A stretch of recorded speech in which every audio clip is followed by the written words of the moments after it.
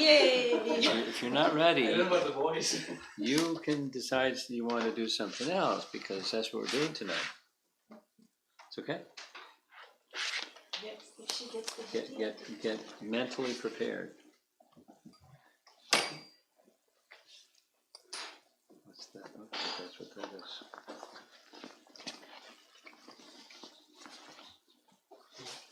But I think you find it interesting. There's some stories. Shishupal. Shishupal.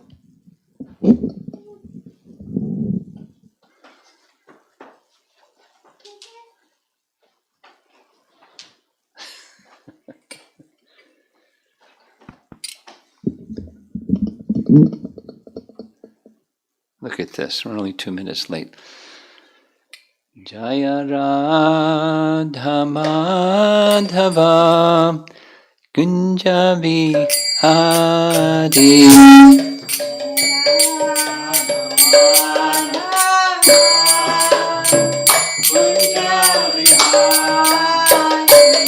Jaya Radha Madhava Kunja Vihari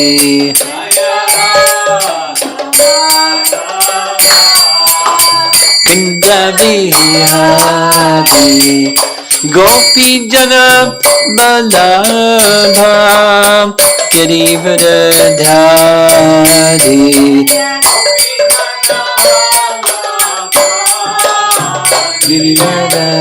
Girivardhari Gopi Jana Balabha Girivardhari Gopi Jana Balabha Girivardhari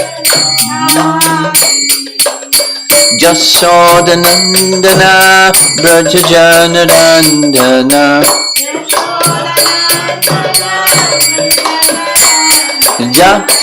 Jasodhanandana Brajajanarandana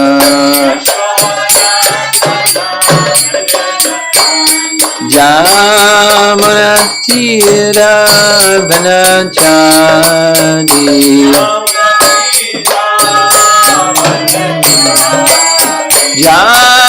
Jamunatira Vanachari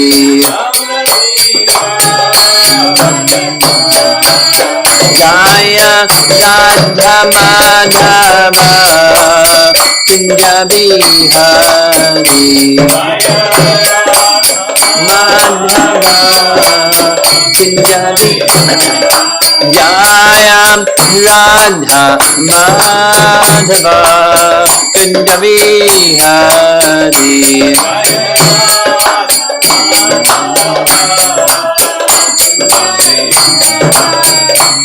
Gopi Jana Balabha Girivardhari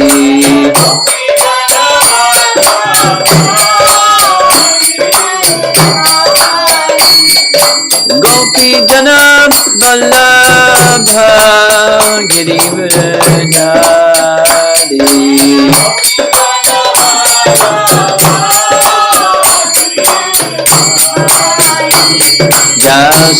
Jasodhanandana Brajajanarandana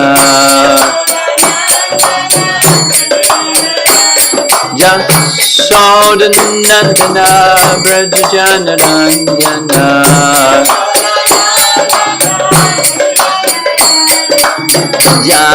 Jamunatira Vanachari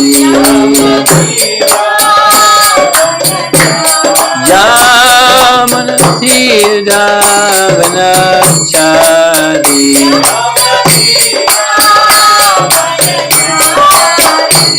Jaya Radha Madhava Kunja Vihari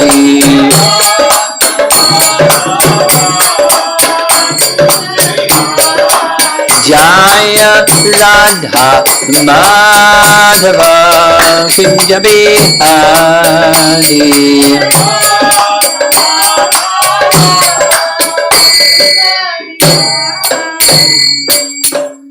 Jaya Vaishnapad Paramahamsa Parivajagacharya Astatarasata Sri Srimad His Divine Grace Sri Bhaktivedanta Swami Sri Prabhupada Ki Ananta Koti Vaishnava Vrinda Ki Grantaraj Srimad Bhagavatam Ki Gora Premanandi.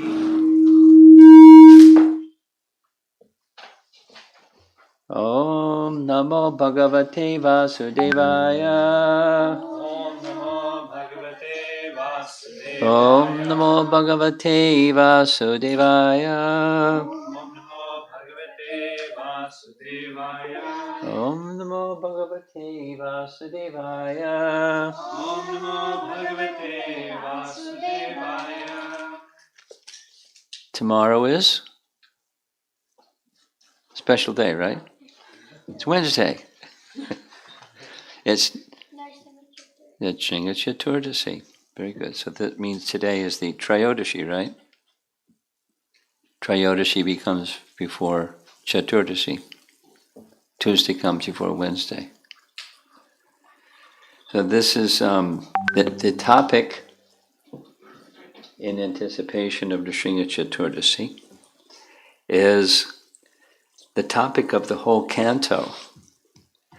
The topic of the appearance of Lord Nrsingadev comes in canto number 7.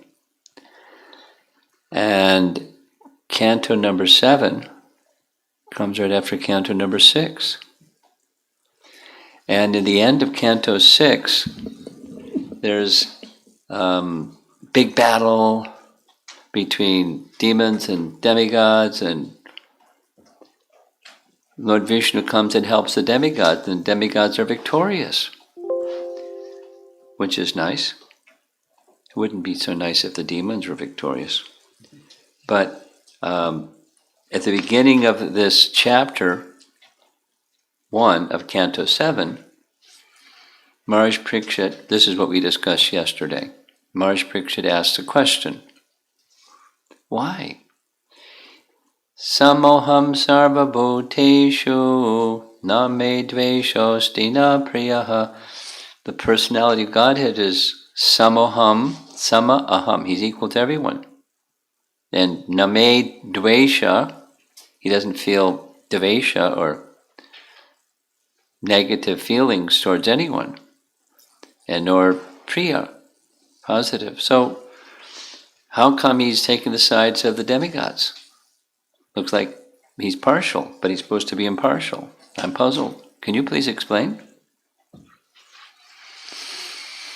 And the response that comes from Shukadeva Goswami is he refers to another conversation, a prior conversation between Narada and Maharaj Yudhisthira. And the situation in that case is they're at the Rajasuya Yagya. They just witnessed Krishna beheading Shishupal right in the middle of the assembly. And looks like he's taking sides. But he's supposed to be neutral, so what's going on? That's kind of the question. That's like the circumstances. So Shukadeva says, this is a very good question. It was asked some time ago in this discussion. So it's the theme of the canto. Science of God is what the canto is called. And so we're going to hear something about the science of God. And we're going to start with text 14, 15, and then cover up to 25. Text 14, Canto 1, Chapter 1, Canto 7, Chapter 1, text 15, 14, 15. O king, at the Rajasuya sacrifice, Maharaj Yudhisthira, the son of Maharaj Pandu, personally saw Shishupal merge into the body of the Supreme Lord, Krishna. Therefore,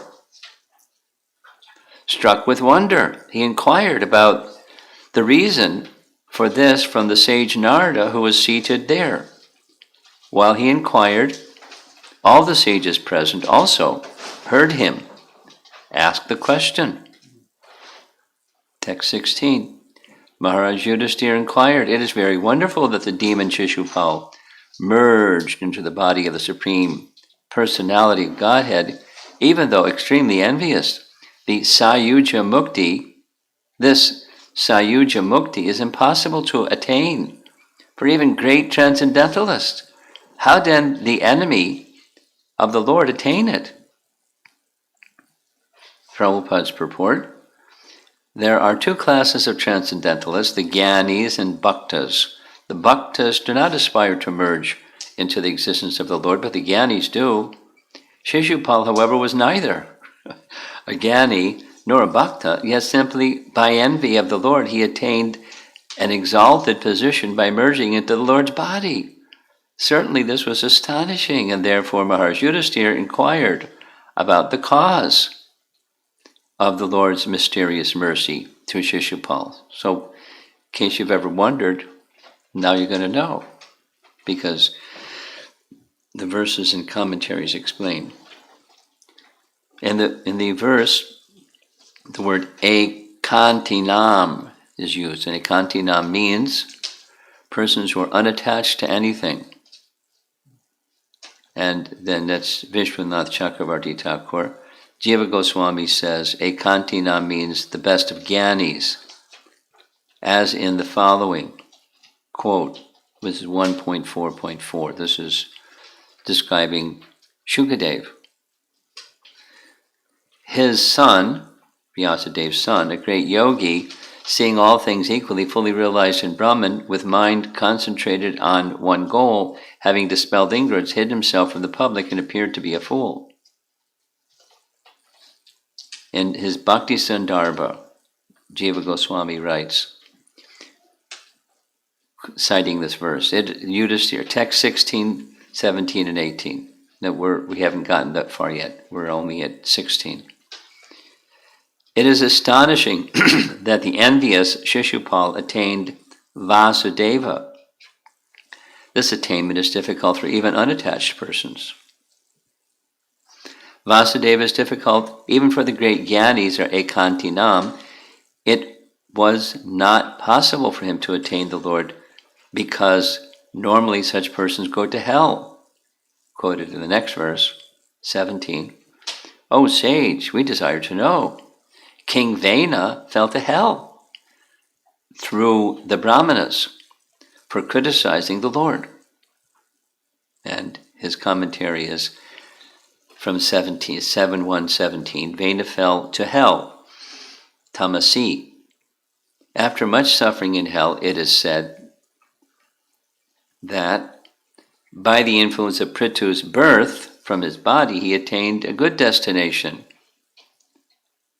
It is in the Vamana Purana, it is said that after suffering in many different hells, Vena was rescued by the power of King Prithu.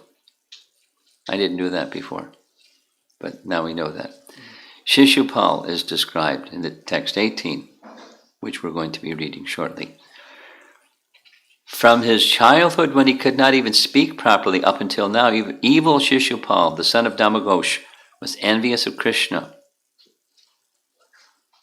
Now here's text 17 with more detail, but no purport. "Oh, great sage," this is Yudhisthira to Narada, "we are all eager to know the cause of this mercy of the Lord. I have heard that formerly a king named Vena blasphemed the Supreme Personality of Godhead, and that all the Brahmanas consequently obliged him to go to hell. Shishupal should also have been sent to hell. How did he merge with the Lord's existence?" Text 18. "From the very beginning of his childhood, when he could not speak properly, Shishupal, the most sinful son of Damagosh, began blaspheming the Lord, and he continued to be envious of Krishna until death. Similarly, his brother Dantavakra continued the same habits." Vishwanath writes, "Kala bachanat means from when he could only a few soft words, he only speak a few soft words when a baby.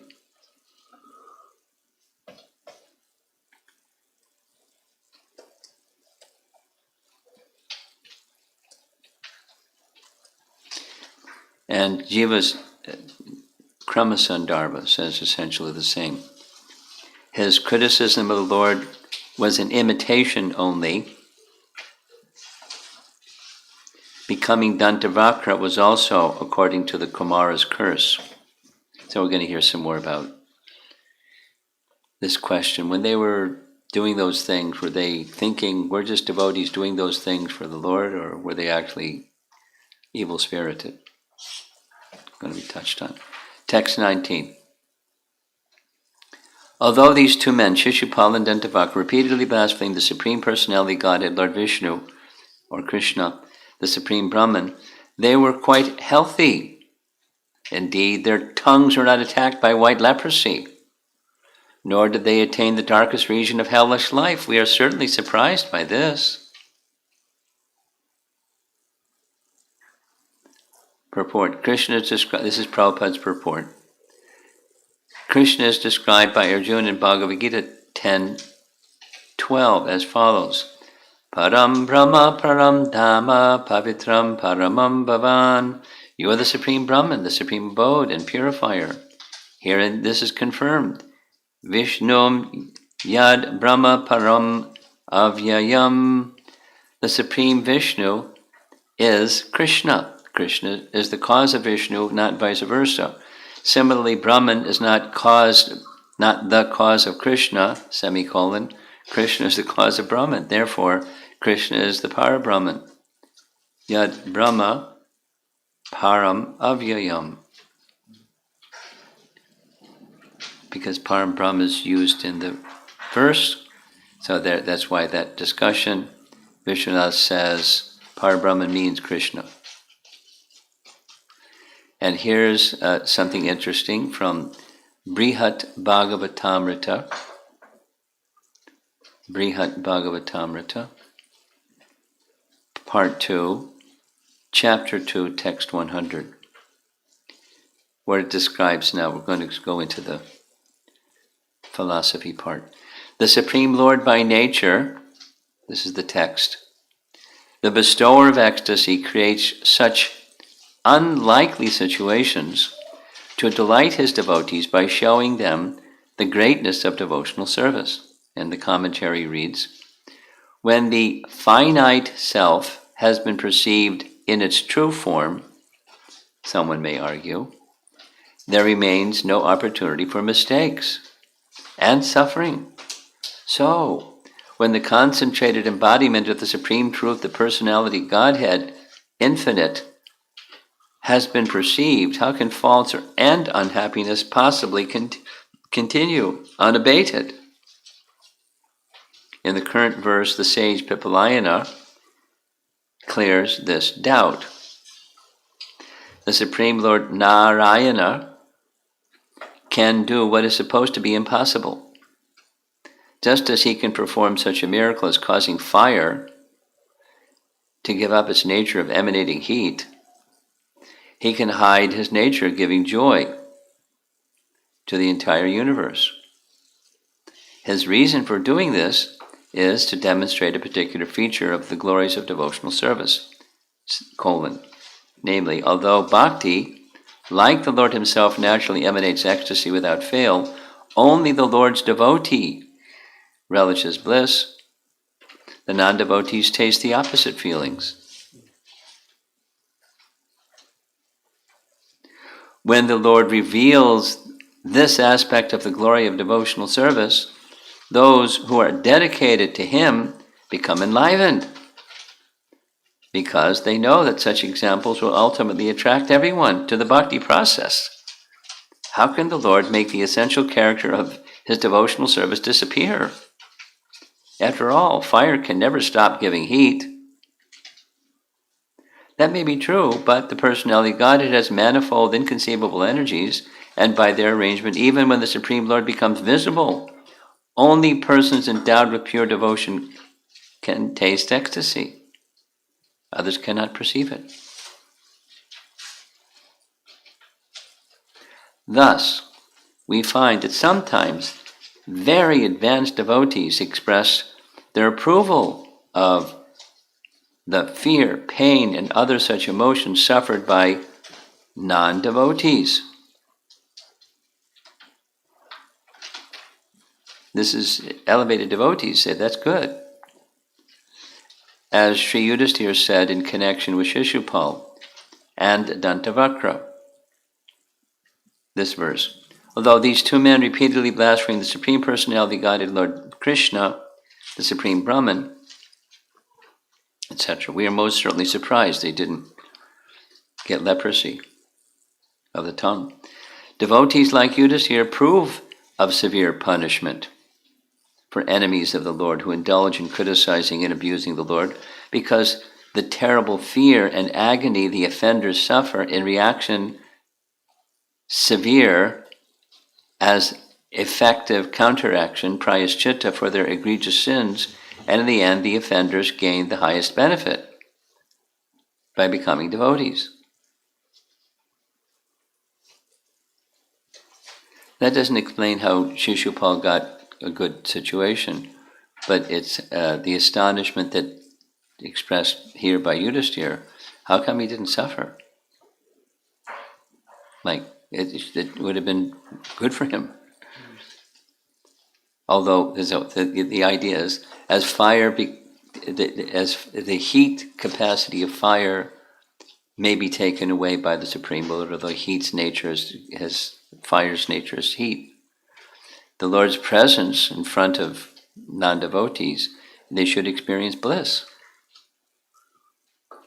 But when they don't experience bliss, that's good.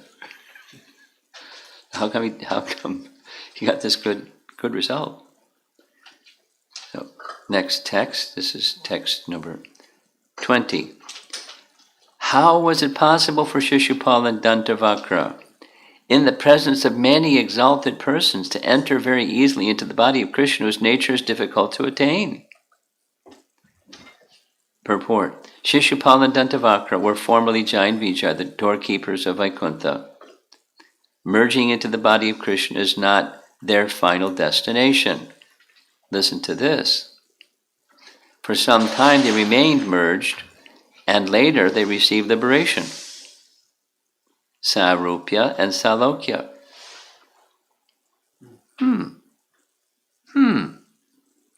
Sarupya and Salokya. I mean, what does that mean? They became doorkeepers again. Living on the same planet as the Lord in the same bodily form. The Shastra gives evidence that if one blasphemes the Supreme Lord, his punishment is to remain in hellish life for many millions of years, more than one suffers by killing many brahmanas. Shishupal, however, instead of enduring hellish life, immediately and very easily received Sayuja Mukti. That such a privilege had been offered to Shishupal was not merely a story. Everyone saw it happen, and there was no scarcity of evidence. How did it happen? Maharaj Yudhisthira was very much surprised. Vishwanath writes, temporarily they merged into the Lord in the vision of those watching. Sayuja, mentioned verse 14, means they joined the Lord. For some time they remained with him,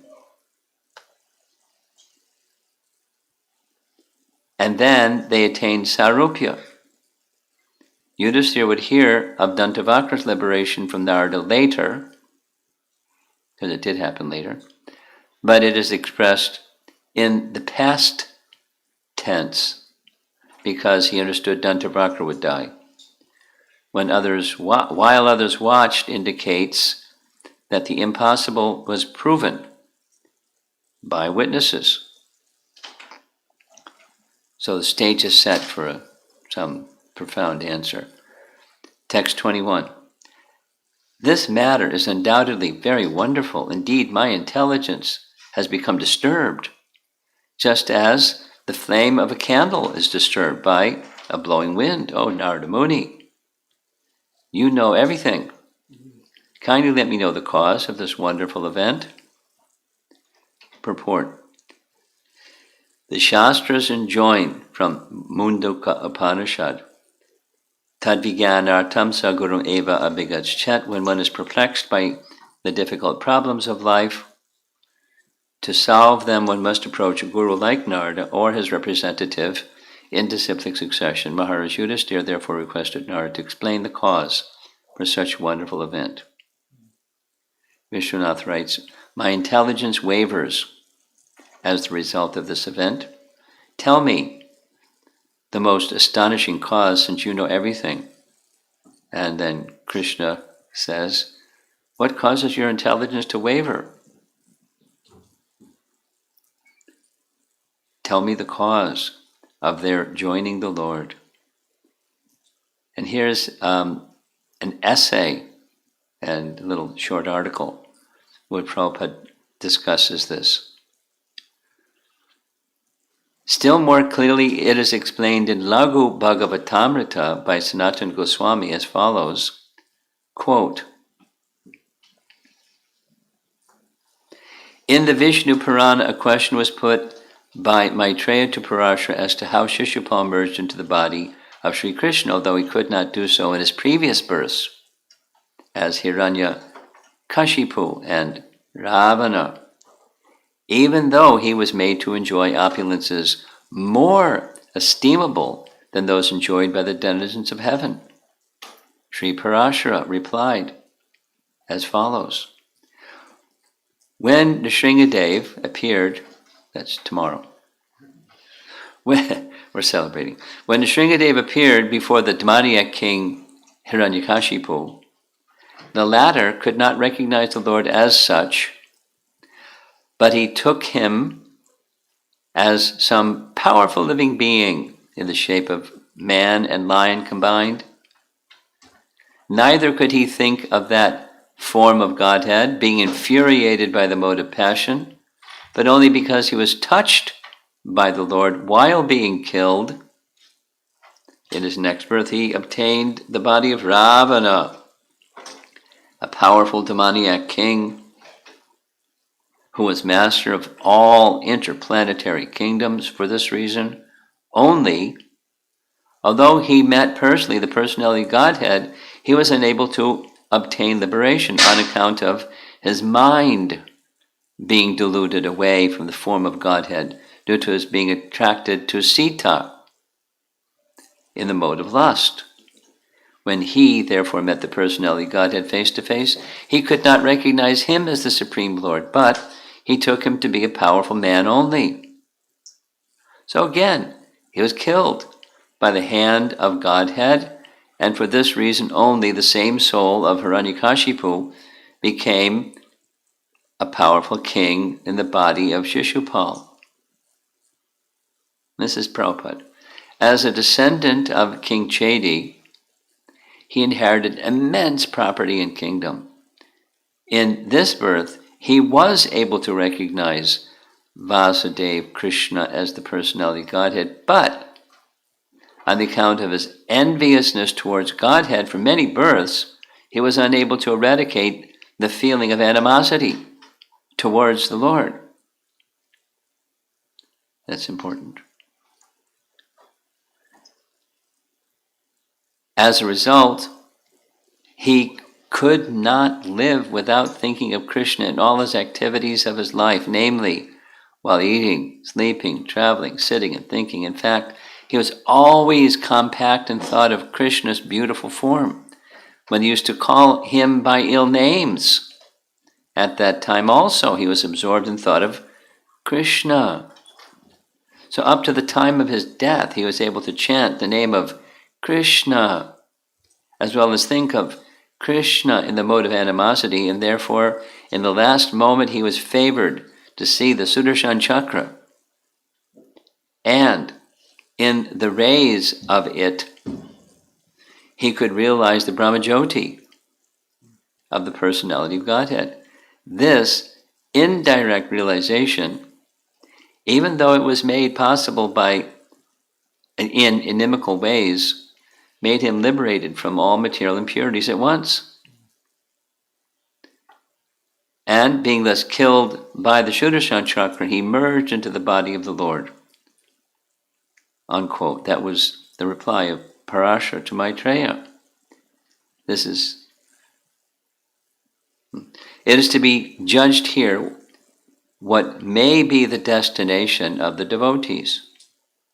If a soul, in the mode of animosity like Shishupal, can merge into the form of the Lord, then pure devotees who always engage in loving service to the Lord must enter into the eternal transcendental service of the Lord. There's no doubt about it.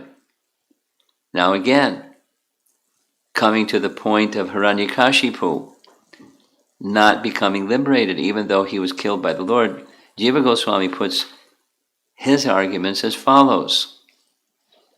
Quote, Hiranyakashipu could not recognize the form of the Lord Nrsingadev as the incarnation of Vishnu. He mistook the Lord as some extraordinary living being in the form of half man, half lion. He was too much influenced by the mode of passion on account of his being defeated by the particular form of the Lord, and as a result, it was a puzzle for Hiranyakashipu to think of the Lord at the last moment of his life. Therefore, in his next birth, he became a great powerful king like Ravana, with all the opulences in defiance of the same possessed by the King of Heaven. Absorption in the transcendental sense of Vishnu does not take place for want of sufficient knowledge in theism, as well as for want of sufficient enmity. That's the other side.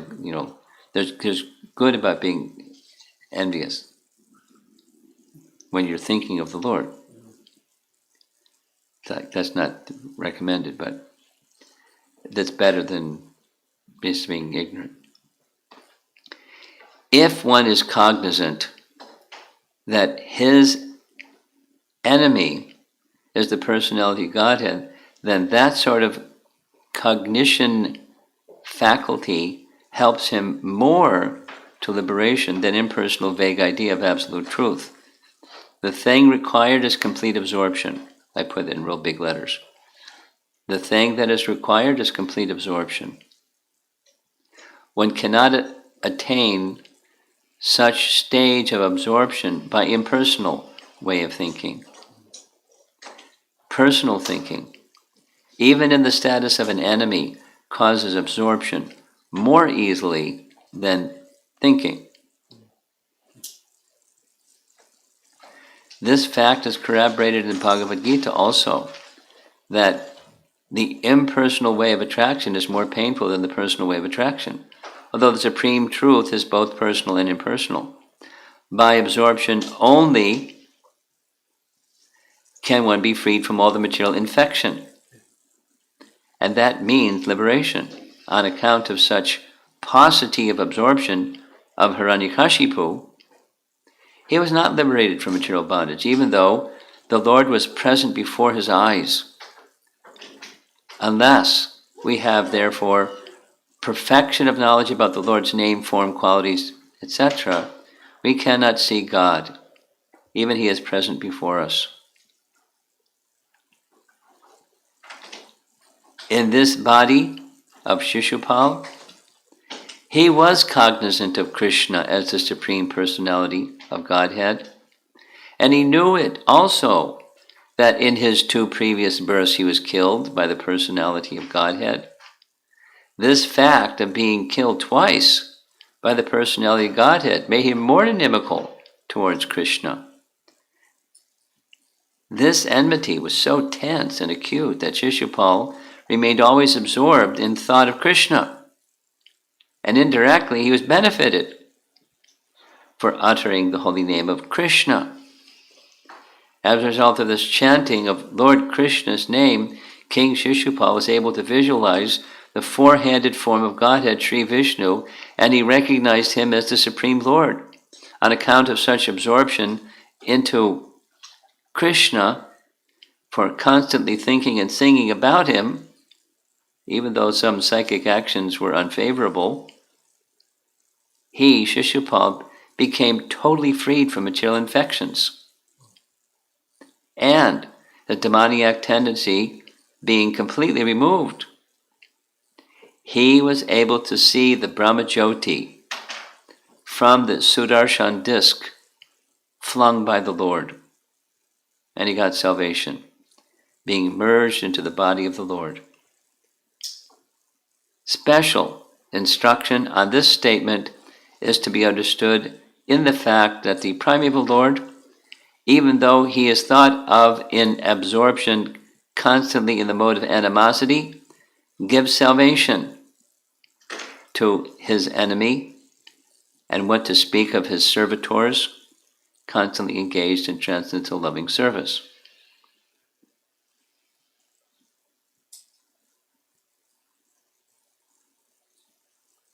There's caution about trying to get into the enmity program. Shukadeva Goswami continues our response. The beginning of the canto, Shukadeva and Maharaj Parikshit, Shukadeva is expressing this question by Yudhisthira to Narada. Now he's going back. Shukadeva Goswami said, after hearing the request of Maharaj Yudhisthira, Narada Muni, the most powerful spiritual master who knew everything, was very pleased. Thus he replied in the presence of everyone taking part in the yajna. And Vishwanath Chakravarti Thakur quotes the Sanskrit, which means, while the assembly listened to the talk. Abhasya means calling to the king. O king, please understand this. And now a little section from Bhakti Sandarbha, Jiva Goswami, Anuchhed 315. Narada Muni gave this reply. To whom do you refer when you say that a person who offends the Supreme Personality must go to hell? Do you refer to a person who gives suffering to the Lord? Or, if you do not refer to such a person, do you refer to a person who offends the Lord by drinking liquor and performing other forbidden acts? They're sinful. Who should see hell? The sinful person or the one who is bringing suffering to the Lord? The bewildered conditioned souls have the power to blaspheme and offend only things created from the material modes of ignorance, passion, and goodness. They who have taken shelter of the material nature do not have the power to blaspheme or offend a person whose form, qualities, and other features are not material. Unlike the conditioned souls, the Supreme Personality Godhead does not identify himself as a product of material nature. Therefore, he is never troubled. That was, you give trouble. You can't give trouble. He is never troubled by the offenses committed by the conditioned souls. This is explained in the following 3.5 verses of Srimad Bhagavatam, including this one. O king, blasphemy and praise, text 22. Blasphemy and praise, chastisement and respect, there's opposites, are experienced because of ignorance. The body of the conditioned soul is planned by the Lord for suffering in the material world through the agency of the external energy. An explanation. Nindhanam means describing faults, and yakkara means eclipsed. This means for making one aware of praise, criticism, and other dualities. Then the verse explains, the body of the conditioned soul is planned by the Lord for suffering in the material world through the agency of the external energy.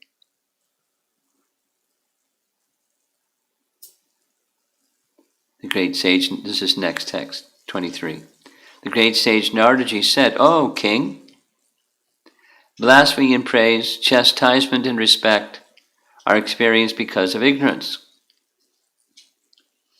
The body of the conditioned soul is planned by the Lord for suffering in the material world through the agency of external energy. This is Prabhupada's purport. And Bhagavad Gita, 1861, it is said, this long purport, Prabhupada, Ishvara Sarvabhutanam Hrideshya Arjuna Tishtati verse. The Supreme Lord is situated in everyone's heart. O Arjuna, and is directing the wanderings of all living entities who are seated as on a machine made of material energy, unquote. A material body is manufactured by the external energy according to the direction of the Supreme Personality of Godhead. The conditioned soul, being seated on this machine, wanders throughout the universe. And because his bodily conception of life, he only suffers.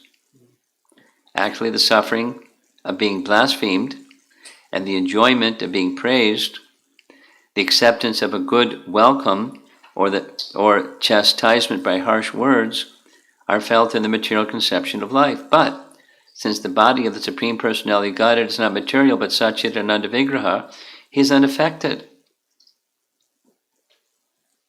by insults or greetings, blasphemy or prayers. Being always unaffected and complete, he does not feel extra pleasure when offered nice prayers by the devotee, although the devotee benefits by offering prayers to the Lord. Indeed, the Lord is very kind to his so-called enemy, because one who always thinks of the personality of Godhead as an enemy also benefits. Although he thinks of the Lord adversely, if a conditioned soul thinking of the Lord as an enemy or a friend somehow or other becomes attached to the Lord, he receives great benefit. It's a mystery, huh? Vishwanath. In order to explain that the Lord was not pained by the criticism of Shishupal, he first explains that the Gyanis do not feel happiness or distress by praise or criticism. Only persons attached to the body react with happiness and distress. The body, which is a cause of verbal criticism and praise, bodily and mental respect and disrespect, is produced by lack of distinction of Atma and the non-Atma. Then here's some more from Jiva Goswami, from Bhakti Sandarbha 3:15. Foolish people partake of criticism and other acts aimed at persons in the three gunas. A criticism of persons within the gunas cannot extend to the Lord, whose form is made of spiritual qualities. The Lord does not identify with anything in the material world, unlike the jiva, therefore he cannot be afflicted. Narada replies, what was your intention in asking that an offender of the Lord should go to hell? That was these two. Does to hurt the Lord or sin? Foolish persons partake of criticism and other acts. This is the same language. Okay. He's again quoting this verse, or the previous verse 23. A body subject to criticism and praise, honor and dishonor, is created by lack of discrimination between the self and the non-self. Nindana means broadcasting someone's faults. Nyakara means contempt. The bodies of the jivas are made with no ability to discriminate between matter and spirit for the purpose of perceiving criticism, praise, honor, and condemnation. So skipping a few verses and we're reaching an end. Text 26. Therefore, by enmity or by devotional service, by fear, by affection, or by lusty desire, by all of these, or any one of them, a conditioned soul somehow or other concentrates his mind upon the Lord, the result is the same. For the Lord, because of his blissful position, is never affected by enmity or friendship. Purport. From this verse, one should not conclude that because Krishna is unaffected by favorable prayers or unfavorable blasphemy, one should therefore blaspheme the Supreme Lord. This is not the regular principle. Bhakti Yoga means Anukulyena Krishnadoshilanam. one should serve the Lord very favorably.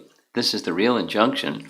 Here it is said that although an enemy thinks of Krishna unfavorably, the Lord is unaffected by such anti-devotional service.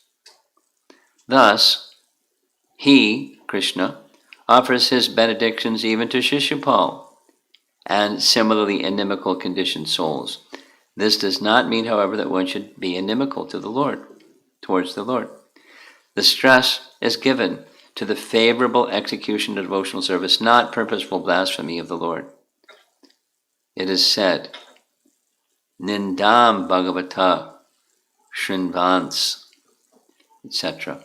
One who hears blasphemy of the Supreme Personality of Godhead or his devotee should immediately take action, or should leave.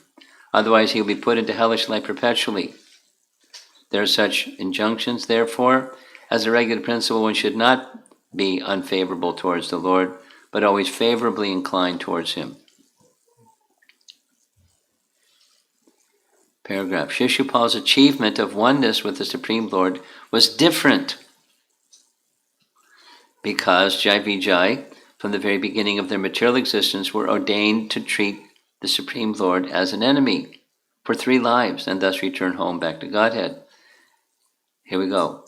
Jai and Vijay inwardly knew that Krishna is the Supreme Personality of Godhead, but they purposely became his enemies to be delivered from material life. From the very beginning of their lives, they thought of Lord Krishna as an enemy. And even though blaspheming Lord Krishna, they chanted the holy name of Krishna constantly, along with their inimical thoughts. Thus, they were purified because of chanting the holy name of Krishna. It is to be understood that even a blasphemer can be freed from sinful activities by the chanting of the holy name. Certainly, therefore, freedom is assured for a devotee who is always favorable to the service of the Lord. This will be clear from the following verse. By rapt attention fixed on Krishna, one is purified, and thus one is delivered from material life. Vishwanath Chakravarti has very nicely explained the word bhayena, which means by fear. When the gopis went to Krishna in the dead of night, they certainly feared chastisement by their relatives, their husbands, brothers, and fathers. But nonetheless, not caring for their relatives, they went to Krishna.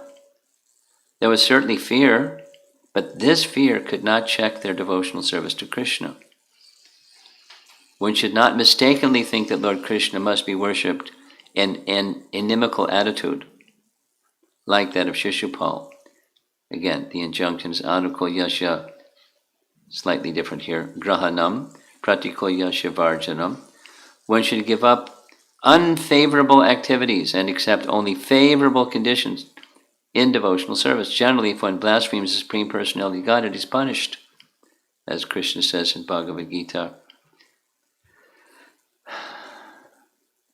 16:19. Tad aham dvishatak kruran. There are many such injunctions. One should not try to worship Krishna unfavorably, otherwise he must be punished, at least for 1 life, to be purified. As one should not try to kill by embracing an enemy, a tiger or a snake, one should not blaspheme the Supreme Personality of Godhead and become his enemy in order to be put into hellish life.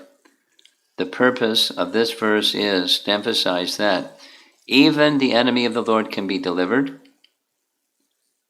not to speak of his friend. Srila Madhvacharya also says in many ways that one should not blaspheme Lord Vishnu through one's mind, words, or actions, for a blasphemer will go to hellish life along with his forefathers. And there's some quotes. Those who are envious and mischievous, who are lowest to mankind, are cast by me into the ocean of material existence, into various demoniac species of life. Attaining repeated birth among the species of demoniac life, such persons can never approach me. Gradually they sink down to the most abominable type of existence. Unquote. One who blasphemes the Lord is put into a family of asuras, in which there is every chance of forgetting the service of the Lord. More quotes from Bhagavad Gita. Buddhas, or rascals, blaspheme the Supreme Lord because he appears exactly like a human being. They do not know the unlimited opulence of the Supreme Personality of Godhead. And it goes on. As for Hiranyakashipu, although he was extremely inimical toward the Supreme Personality of Godhead,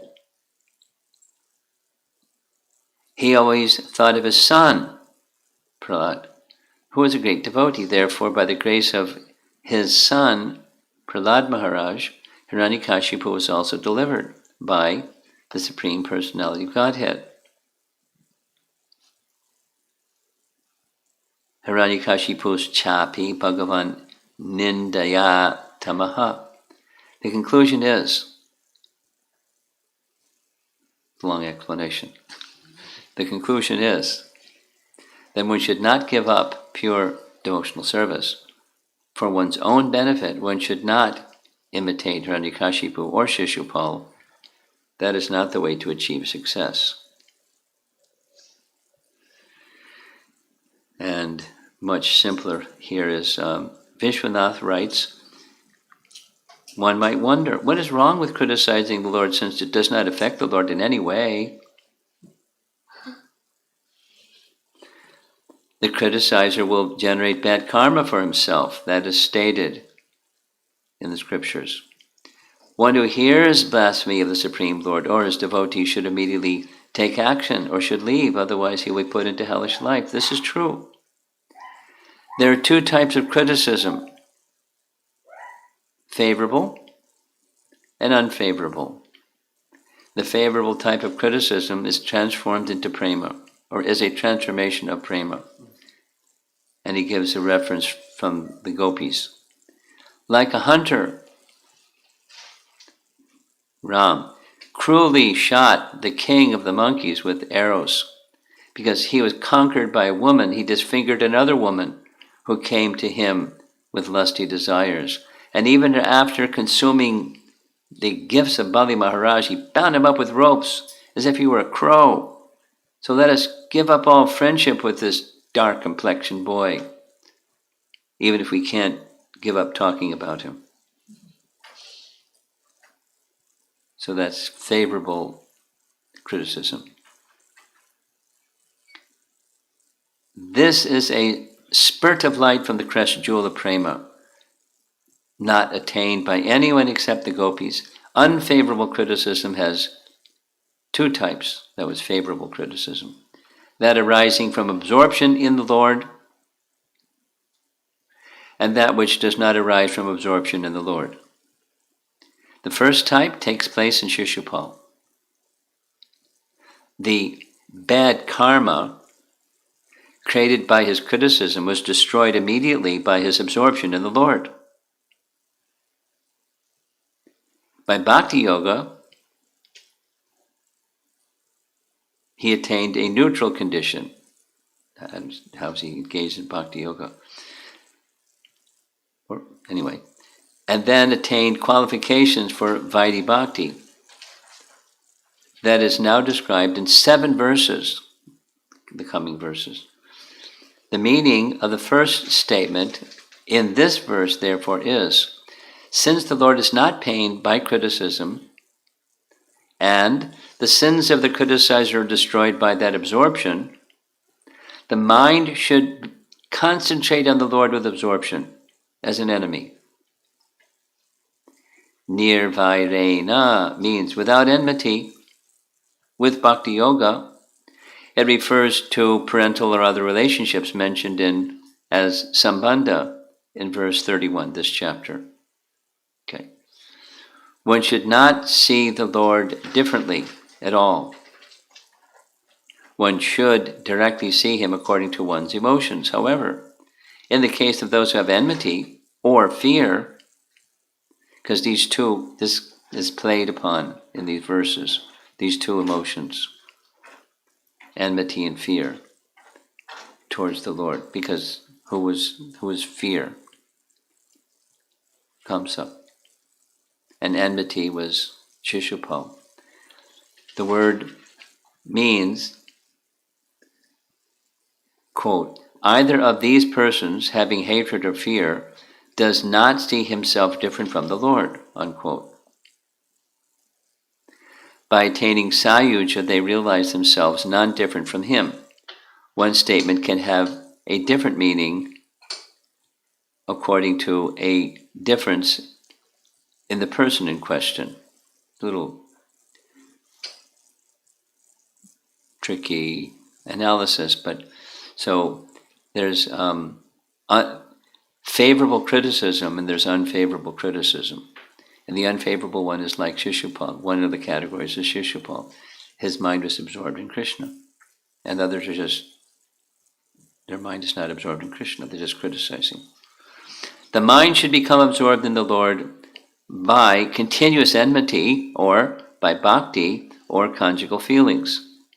This is the command. This, however, cannot apply to Shishupal and others since they have no attraction for the Lord.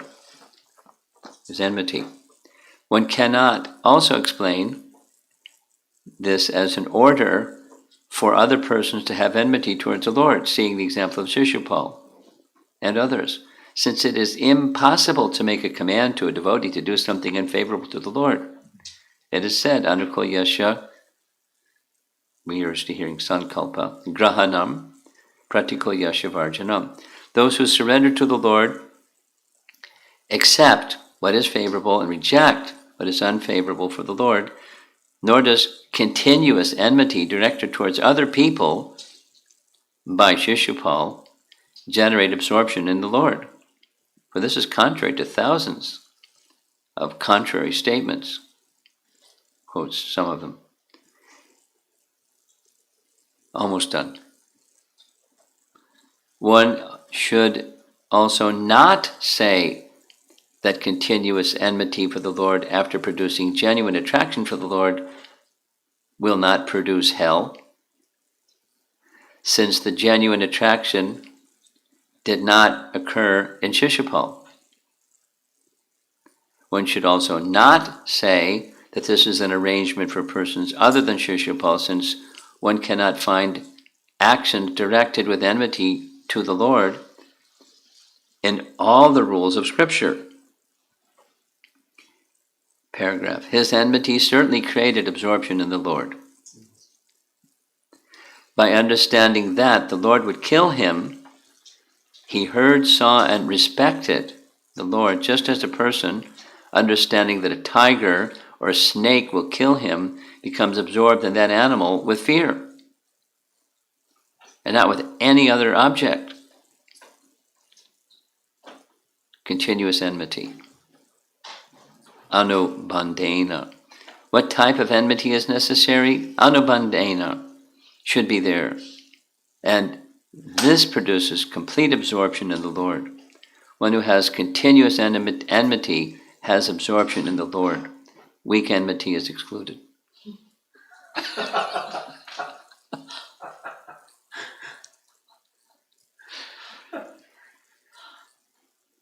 Absorption Abbas. It's a philosophical point, and how did that happen? That he attained liberation? So we've heard this. The main question is in regards to Shishupal, and we're getting the benefit because tomorrow is. It's within the canto as well. Hiranyakashipu and what happened to Hiranyakashipu. That's different than what happened to Shishupal. I mean, he didn't have an understanding of Vishnu as divinity, and Shishupal somehow did. We don't have. It doesn't explain how he understood that. It just explains that he understood that. But he also understood there's two things. He had lifetimes of enmity, and so it was a carryover enmity.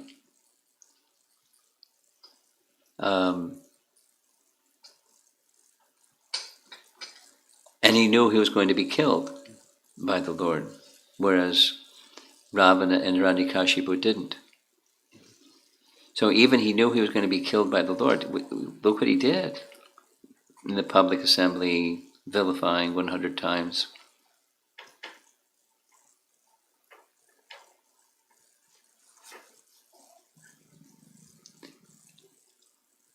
Absorption. And we're going to hear tomorrow morning, because something similar, different but similar, different but related. The Sudarshan Chakra, this is from the Jagannath Mahatmya, there's a book, and it makes the comparison of Lord Nrsingadev to the closest amongst Nrsinga, Rama, and Krishna. Nrsinga is the closest in many ways, and one of them is he doesn't have parents, but another is Jagannath has a Sudarshan Chakra, and Sudarshan Chakra is said to be an expansion of Lord Nrsingadev, somehow, or representative of Lord Nrsingadev. So Shishupal saw the Sudarshan Chakra coming, and he saw the Brahmajyoti merged. So it with absorption in enmity. I mean, it goes on. The chapter goes on. It's mysterious. Narada says actually it's easier to become absorbed in enmity than the other way, no enmity, because they have lots of objects of attraction and affection out there. So, but enmity is very focused. The mind becomes very focused, and we follow the mind. I mean, the senses follow the mind. Where the mind goes, the senses go. No, it can't be said the other way. Where the senses go, the mind goes. But this mind, the mind is the chief. And therefore, our process is hearing. And it's not just the mechanical kind, it's the spiritual ear, hearing. And by that hearing, cleansing, and the mind becomes fixed. And so the attainment is absorption in the sound of this specific Mahamantra, but also Harikatha. So it's all, our acharyas are having a great time. It's kind of long-winded in one sense, and, people that don't have philosophical inclination get, tell some stories, please. But behind the stories, there's an explanation of why such topics as the slaying of Shishupal, the slaying of Hiranyakashipu, and the slaying of Ravana, it's also purifying for us to hear. The momentum of absorption in the Supreme Personality of Godhead, and of course also the lessons of the inimical attitude of these three demons, adds to the absorption through the sound vibration.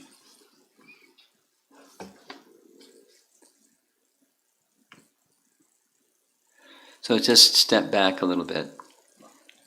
In this seventh canto, we hear both the story of the appearance of Lord Nrsingadev and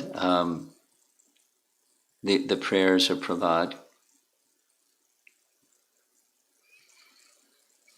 And so we get this really nice picture of the Supreme Personality of Godhead being very kind to his devotee, and at the same time very, very kind to the non-devotee, because he was relieved. I mean, so one of the questions came specific to Lord Nrsingadev and Hiranyakashipu, what kind of liberation? It was said that he got liberated, but then he came back later. So how was he liberated? Well, he was liberated in the sense that the sinful reactions were neutralized, that kind of liberation. His slate was made clean. And for somebody like that to make a slate clean, that's a big deal. His slate was made clean. But not the other kind of liberation, not the kind of liberation that Shishupal achieved. The third time around, so they could go back. So that third time around had these elements, so they could go back. Enmity, non-stop. I haven't read the section, but I've heard it many times from Bhakti Chaitanya Maharaj, so I say it. The day that Shishupal was born, he screamed just when he heard Krishna's name. Children sometimes cry. Do you sometimes cry? Yeah. But he didn't just cry, he screamed. And the whole earth was trembling. And it didn't stop. They went and got doctors, and it went on for a whole month, day and night, screaming, just hearing Krishna's name. I don't know where in scripture it says that, but he says it, so I trust him. Enmity to the max, non-stop. And saying his name again and again. In enmity. Very focused mind. Leading up to the Sudarshan Chakran, seeing the Brahmajyoti, realizing the Brahmajyoti, and merging into the body of Krishna. And then that Sayuja for some time, and then returning to Jai and Vijay position, and along with Dantavakra.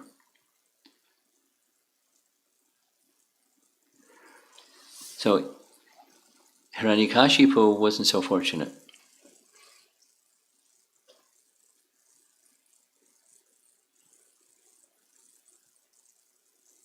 Because his conscious, he wasn't seeing the form as the personality of Godhead. He saw the form in a different way. Some half man, half lion, what is this? Some entity, some powerful, but I'm more powerful, I'm the most powerful, here I go. I'll kill him. So he didn't have that absorption. Although he certainly saw Vishnu as his enemy because his brother was killed, he saw Vishnu as his enemy. But not in the same way, not with the same fullness of absorption as Shishupal.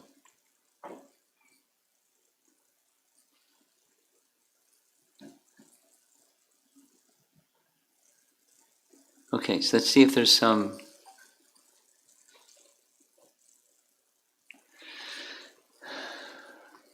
discussion. I've been hearing from some devotees that we're having these discussions. It's like it all went over their head.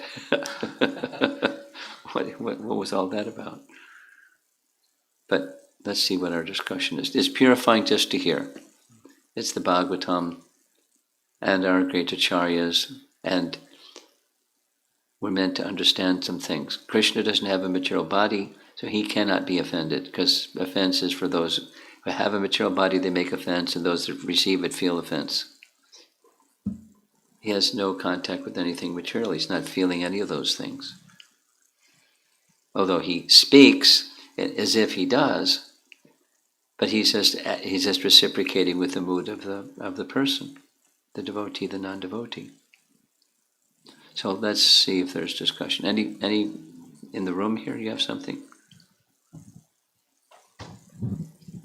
So, Guru Maharaj, you were explaining that Krishna is not affected by praise and the opposite, blasphemy.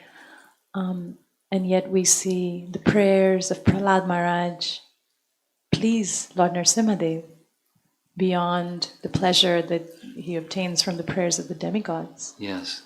The gopis' prayers please Krishna. Could you explain that, please? It's bhakti. That's the principle. So the bhakti of the demigods is mixed, and the bhakti of Prahlad is unmixed. And it's the bhakti principle. This feeds into one of your earlier questions, I think yesterday.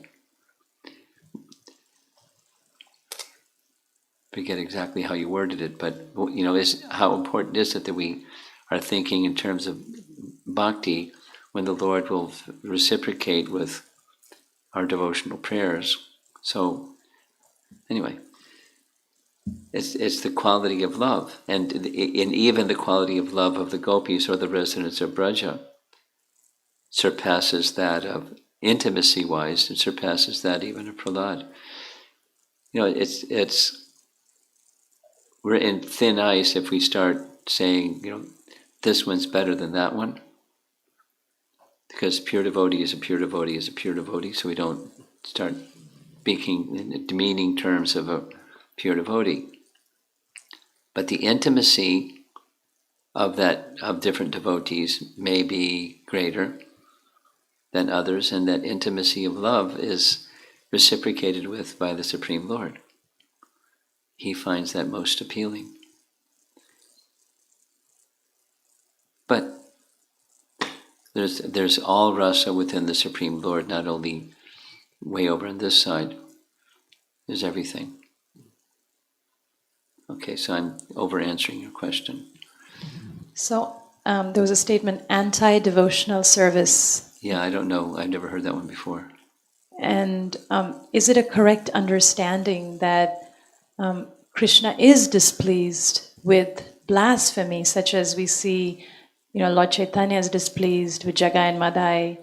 He's ready to chop off their heads. Well, they were criticizing. They're not just only criticizing. They physically harmed Lord Nityananda. So for himself, no problem. For the devotee, a problem. So like in Prahlad, he was displeased. But it's a transcendental displeasure. But it's a displeasure.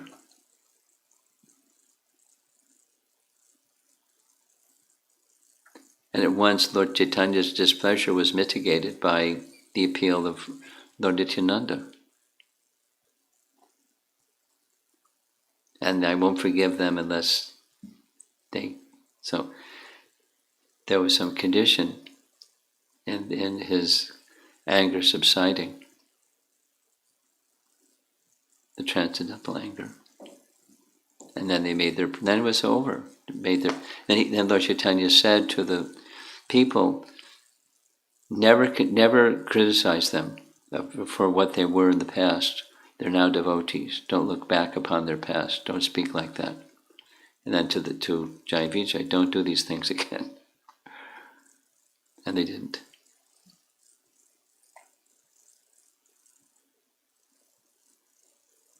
Okay. Yeah. I chant 9 rounds every day. You do what? Chant 9 rounds every day. 9 rounds. Yes. And in the last few rounds, I get distracted. No. What should I do about it? Chant fewer rounds, maybe.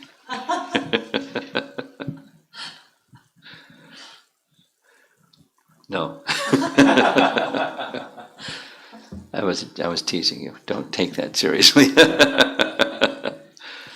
You by practice, let's go back to when you weren't chanting, or then you started chanting. When you started chanting from not chanting, were you distracted? Mm-hmm. Yes. Yeah, okay. But then somehow multiple reasons, you started feeling some happiness. I know another, I won't say the devotee's name, but another young devotee, close to your same age. His his parents have been really careful about not pushing him. But he's now liking chanting. And they're like, wow, don't tell anybody. Yay. And he just likes it. And he likes it for, reasons that maybe not the same reason that you like it or that I like it, but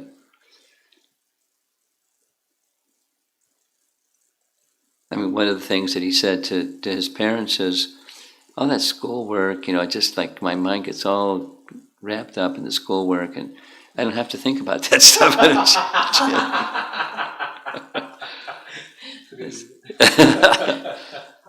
Shanti.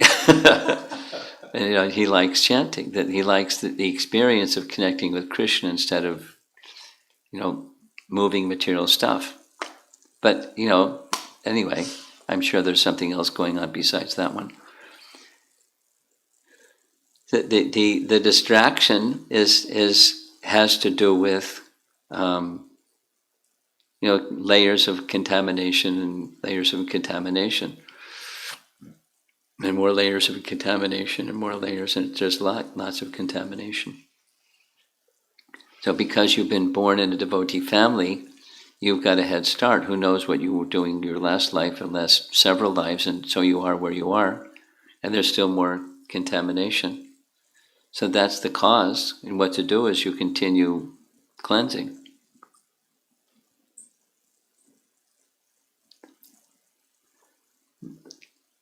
And in that effort to continue cleansing, focus on not what you want to get from Krishna, but what you want to be in your connection with Krishna. Make it as an offering unto him, whatever I'm feeling.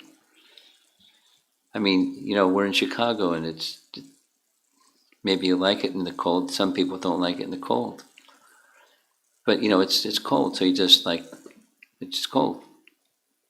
How come it's not warm in Chicago? Because it's cold climate. So, but it's very pleasant in the summer. Some places where it's hot climate, it's like the winter. Summer is. I'm going north.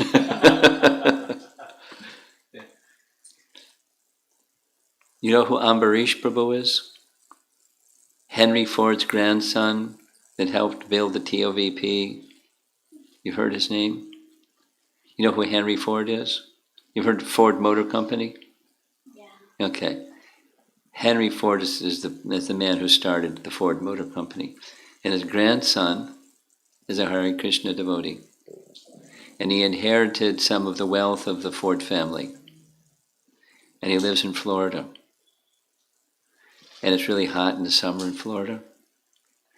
So after his mother died, she had a nice place in Maine, so he goes there in the summer. Summer home, then back into Florida in the winter. It's like birds, they fly south in the winter, and then north in the summer. They're smart. So is Ambarish. He goes. So yeah, otherwise you just tolerate. So in the mind, just don't pay attention to the mind says I'm distracted. I mean, you deal with it. You deal with it by striving for further purification. It's just a sign that I got more work to do. And then what's that work is same word that we're using, absorption and hearing. Let the mind just hear. Through the ear, the sound.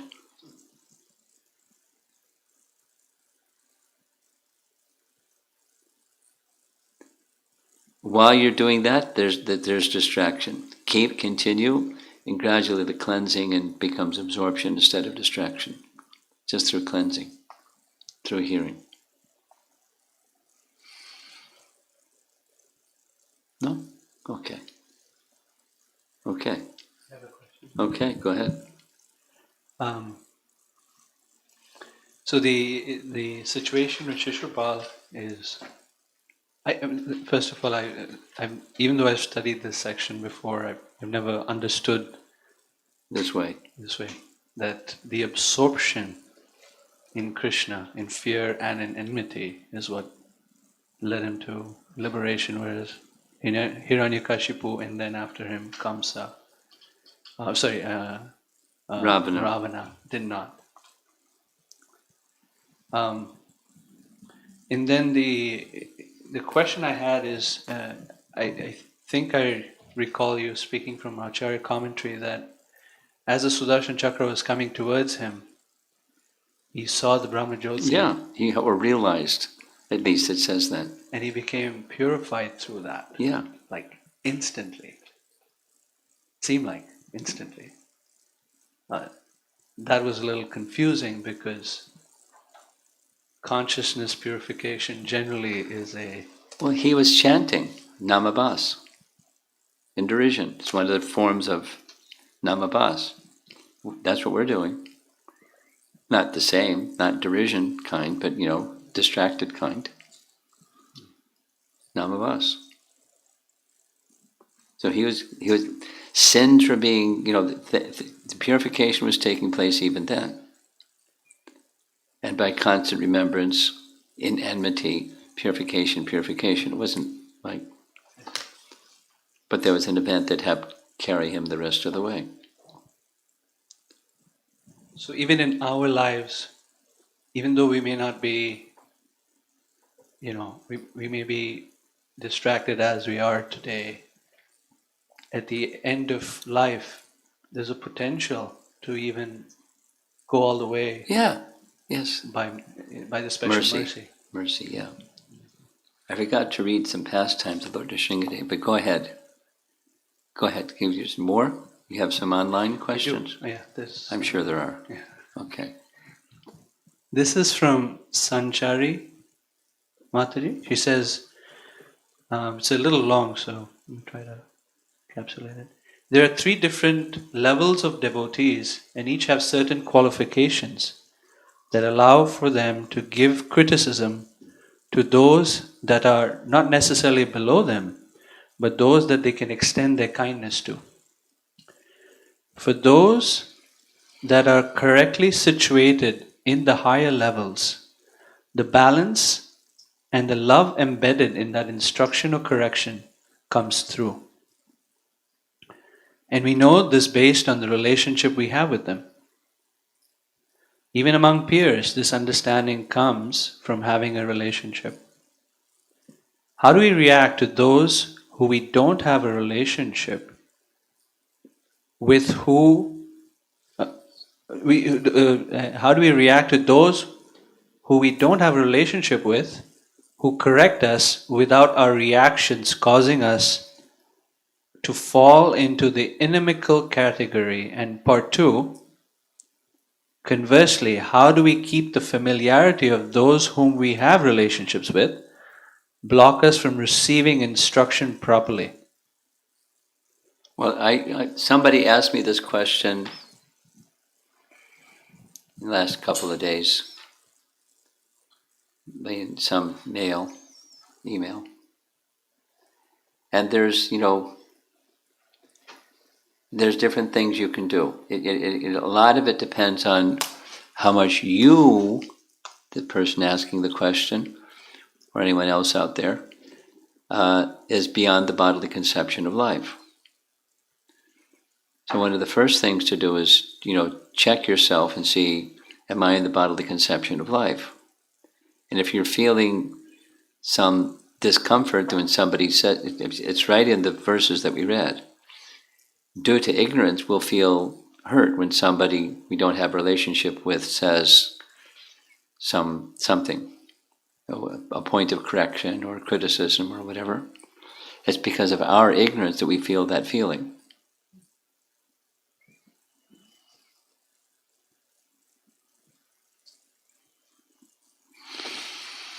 So, what are our options? That depends on how deep one is in the bodily conception of life, which of the various options that one can choose from. There's a whole menu of options. One of the beginning ones, right in Bhagavad Gita, is you tolerate. And tolerate doesn't mean just like, bite a bullet, you growl and I'll tolerate you. So that's not what tolerate means. It's just like a tree. It just doesn't affect you. Tolerant like a tree. You go on serving. Tolerant means you go on serving. You go on serving. You go to your constitutional position of being a servant. And the situation, the configuration of duality, that's my language. It moves this way, you tolerate it. Moves that way, you tolerate it. You remain neutral towards today's or this moment's particular configuration of duality. And you stay fixed in the conception of the self. I'm Krishna's servant. So then you can start to consider what are the best means of service in this situation towards this individual or towards myself or towards the world. And yes, you go to the position of the mood of service, non-specific to that person and the words that they said that were critical or whatever it was that you found disturbing. In that way, you're reducing the influence of ignorance upon yourself from Prakriti, material nature, and you're going more towards the quality of goodness. So tolerance can lead to forgiveness, but also you can be a little forgiving of yourself for being in ignorance, for being disturbed by something that has nothing to do with you. And struggle. So that's this, Daiviyesha gunamayi mama maya duratyaya. So there's lots of things that one can do. But the main goal is to go beyond the bodily conception of life.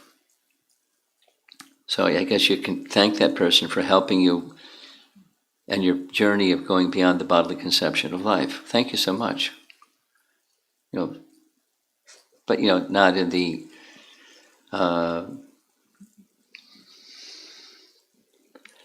false sense or cosmetic sense, but in a spiritual sense. Try to go to the spiritual conception of life somehow or other. Mode of goodness is a good path to get there. Okay. She had a part 2, which was, conversely, how do we keep the familiarity of those whom we have relationships with block us from receiving instruction properly? Well, if you're eager to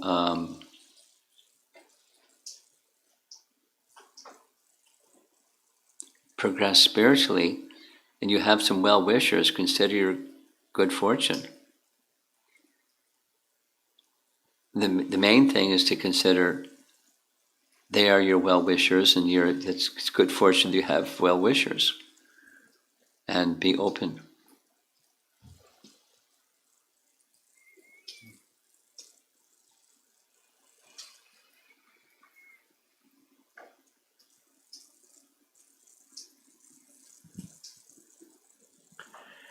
This is from Uttama Bhakta Prabhu.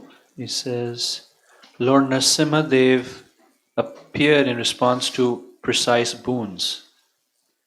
He is present in the spiritual world now. Was he present before? Please enlighten. He's present everywhere at all times. That's what we're going to hear that tomorrow morning. He's present everywhere at all times. His appearance is occasional, but he's present everywhere at all times. This is from Rupalas Prabhu. He asks, is progression from Sayujya Mukti to Salokya Mukti only an exceptional case with Shishupal? Yes.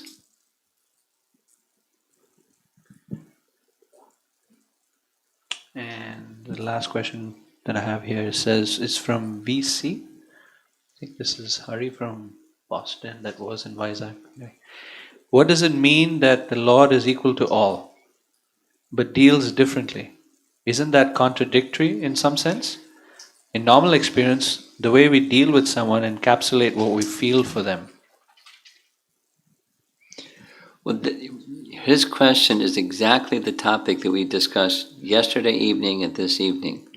So I suggest you go back and read and hear, because your question is exactly the topic we spent an hour and a half, 2 evenings discussing. His behavior may look, by material examination, to be discriminating or partiality, but it's not. It's appearance only. That's the principle. So go listen again, read again, and see if you get clarity with your question. Stay focused on what your question is, because what you want to know is exactly what Maharaj Parikshit wanted to know, which is exactly what Maharaj Yudhisthira wanted to know, which is exactly what's being discussed. And the whole canto is on that topic. So it's an important question. The whole canto is dedicated to it, in certain ways at least. And when we, by understanding the answer, we'll understand, Krishna is a worthy person to take shelter of.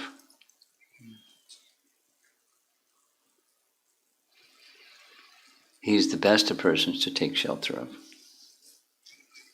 There isn't anyone equal to him to take shelter of. Okay?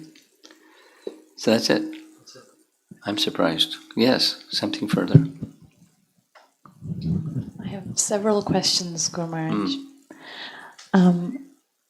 Yudhishthir Maharaj was expressing that his intelligence is perplexed. Mm-hmm. And of course, we know that Yudhishthir Maharaj is pure devotee. Yes. So how to know the qualitative difference between, of course, when we're perplexed and when he's perplexed.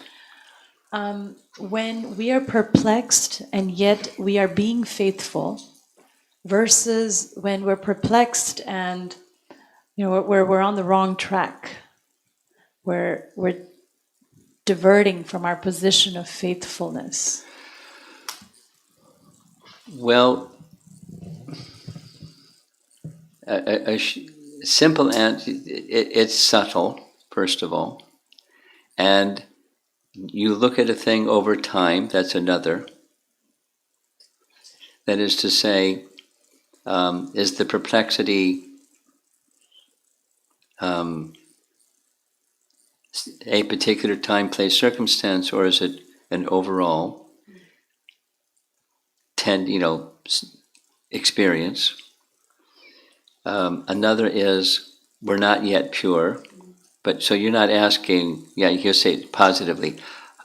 That is, as we're approaching consciousness that becomes pure and we're feeling perplexed, what are the symptoms of that? So it's just, you judge a thing over time.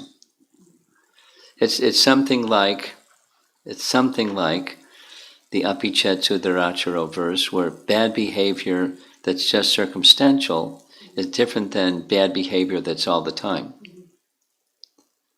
So if one's attention, let's just say attentive or inattentive chanting,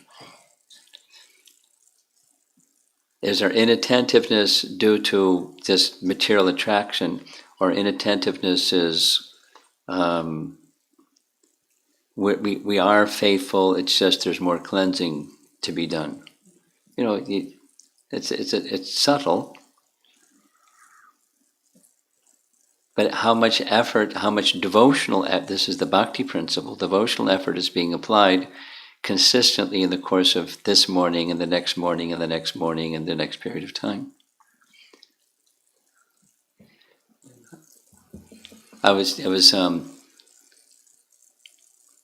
Anyway, so that is my response.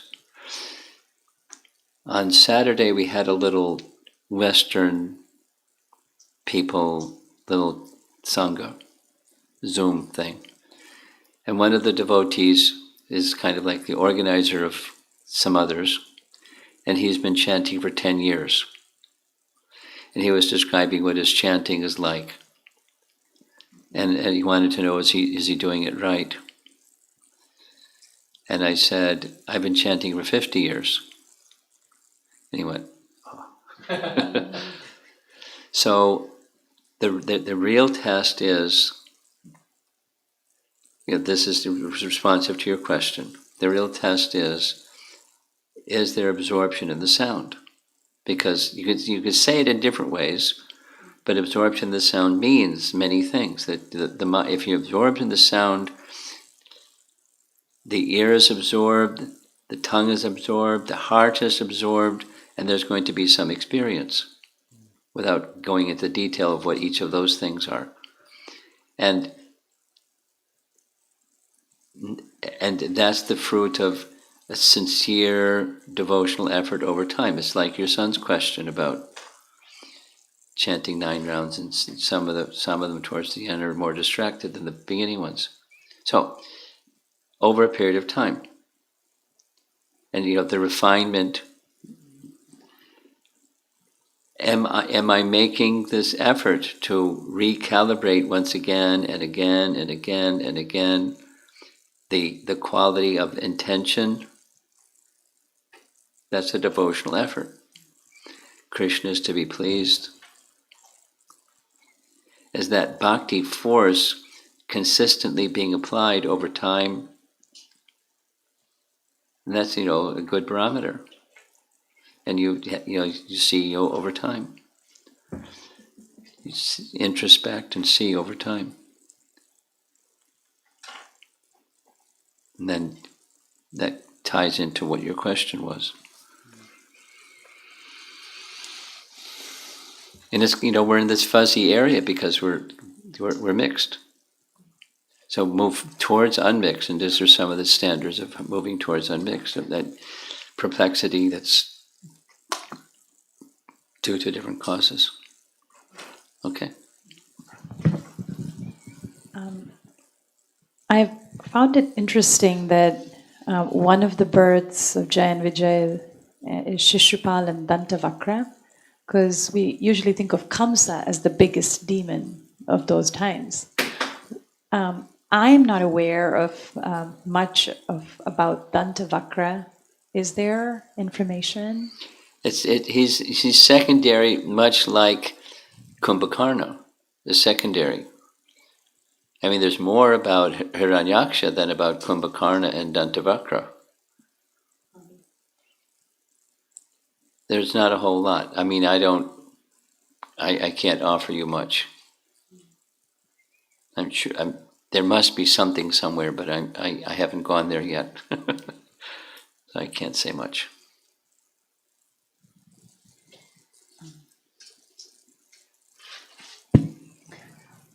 Guru Maharaj, we know that pious activities or good karma does not create bhakti or devotional service. Right. I find it interesting that, on the other hand, bad karma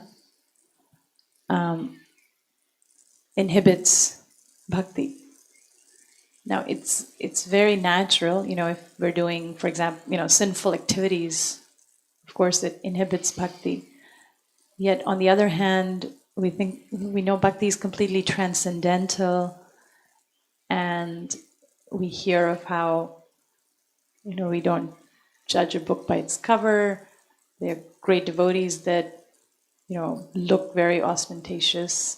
That's not, bad karma per se, but could you elaborate on how come? Well, my understanding is this, twofold. Bhakti has the power to eliminate karma. And then the other part of the twofold is, however, that karma results from activity which results from the modes of nature. So the inclination to be involved in the modes of nature doesn't change quickly. Guna doesn't change quickly.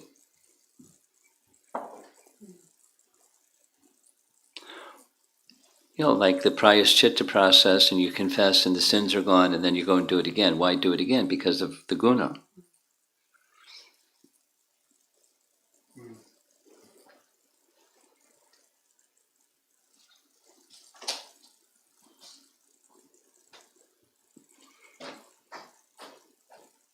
So bhakti has the power to change gunas too, but that's more slow than remove the effects of past karma.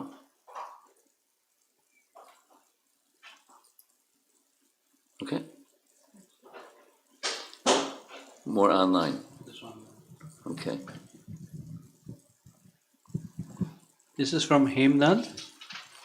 How to handle the ups and downs in one's bhakti. Some days I feel enthusiastic, and some days we feel not so enthusiastic. Welcome to the club. So, I mean, how to handle it is try to become steady. The unsteadiness has to do with anarthas, and you do your anartha nivritti program by strong bhajana kriya. That's how to handle it.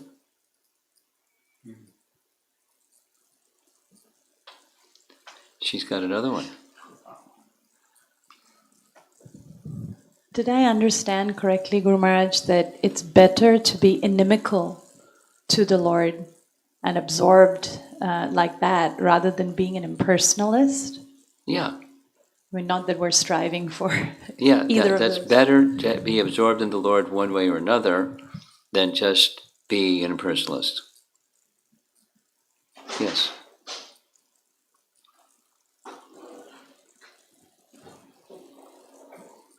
It's puzzling, but that's what's being said. And there's more in the coming verses in this first chapter. It gets really graphic and really very specific. So, thank you very much. Prabhupada ki jai.